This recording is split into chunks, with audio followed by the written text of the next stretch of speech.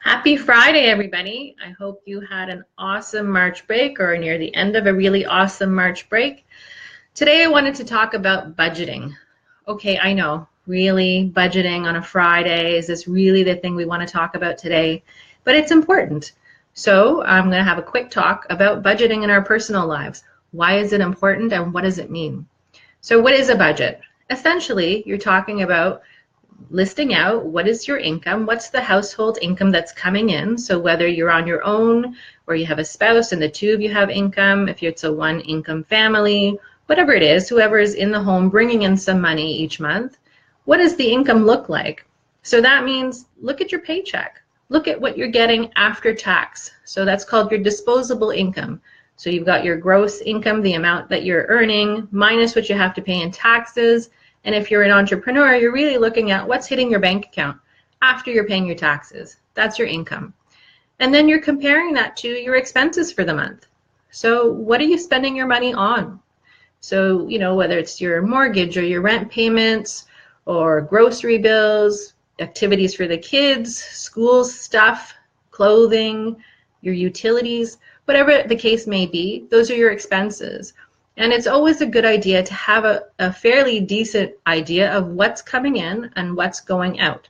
So, if you're not a spreadsheet kind of person, write it down. It doesn't have to be exact. It's just giving you an idea of what's coming in versus what's going out, because you want to know where you sit.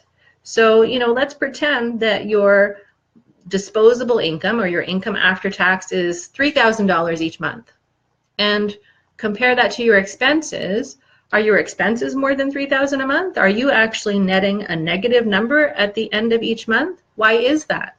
So it's important to know where you sit and why that's happening. Are you negative each month? Are you actually equal, like zero? You're netting your income is the same as your expenses, and so you're living paycheck to paycheck? Or are you coming out on the other end at the end of the month with an excess? And if you are, that's fantastic. And so in any of those three situations, I would suggest to you, it's always good to speak to a financial professional. Why? So if you're in the negative position, why is it happening? Have somebody help you through your budget, your situation, and figure out why you're in that negative position and what can you do to improve so that you're feeling more comfortable.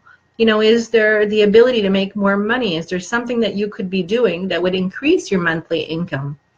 And if you're breaking even at the end of the month, again, is there something you could be doing to increase your income? Similarly, in either situation, is there something you could be doing to reduce the amount of your expenses in a month that would make you feel more comfortable? So, for example, like what are you spending your money on? Again, there's needs and there's wants. What do I mean by that? Well, your needs are your basic things that you need each month. You need shelter, so whether it's rent or mortgage. You need food, you need something to drink, and juice, water. You need your heating, you need air conditioning in the summer. Those are needs. You have to have those things to live. Your wants are the extras. So how many of us go to work each day and we buy a coffee? It's just a natural part of our life. Have you ever stopped to think how much money you're spending on that coffee? Let's pretend you're one of those people that needs 3 coffees a day. And let's pretend that you're not going to any really expensive places for coffee, but you're just getting the average coffee, $2 for a cup. And if you're getting 3 cups a day, that's $6 a day. Seems like nothing, right? Seems like nothing. $6 a day, who cares? Well, add that up. $6 a day times 5 days a week at work is $30 a week times 4 weeks in a month, $120. Did you ever stop and think or realize that you were spending potentially $120 on coffee in a month? I would be willing to bet that that's a pretty decent grocery bill for a week for some families. Just imagine. We spend all this money and sometimes we don't even really realize what we're spending or what we're spending it on. Could you cut down 3 of those cups of coffee down to 1 cup of coffee a day? I bet you'll feel a little better just physically. But imagine saving $4 a day. Again, times 5 days a week is $20. Times 4 weeks in a month, what's that? $80. We're saving $80 a month on coffee What could you use that $80 for? Well, if you're in a negative position at the end of the month, suddenly you've found $80 each month that might make you break even. Or if you were breaking even before, suddenly you've got an extra $80 showing up at the end of each month that you can do something with or you can save. So it's these small things that sometimes we don't really think about at the moment, but they add up. Little bits add up over time, and you'd be surprised at how quickly, if you start putting a few dollars away, every week, every month, it adds up over time. And you might start feeling a lot better about your financial position if you just step back and take stock of where you are, what's happening in your life. And this can be really important in a time of divorce. You've got to evaluate where you stood financially before the divorce and where you're going to stand after the divorce. How is this going to impact your everyday life? What can you do to make yourself a little bit more financially comfortable to be able to endure the divorce and be okay? And it's okay to ask for help, right? That's why we're out there. That's why financial professionals are there. They're there to help you.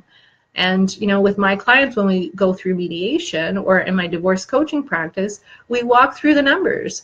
I sit down and explain them to my clients, and we walk through different scenarios, and we walk through their budgets, and we walk through, why are you feeling a pinch?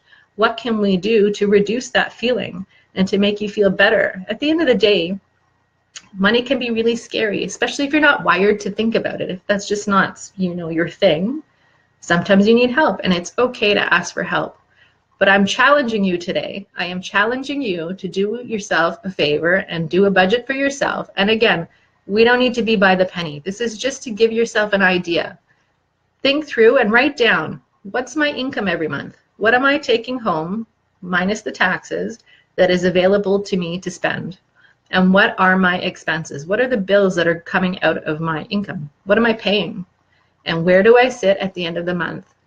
And where do you sit in that spectrum? Are you ending up with some money left over at the end of the month, which is fantastic? Are you breaking even? Or are you in a position where you're negative each month?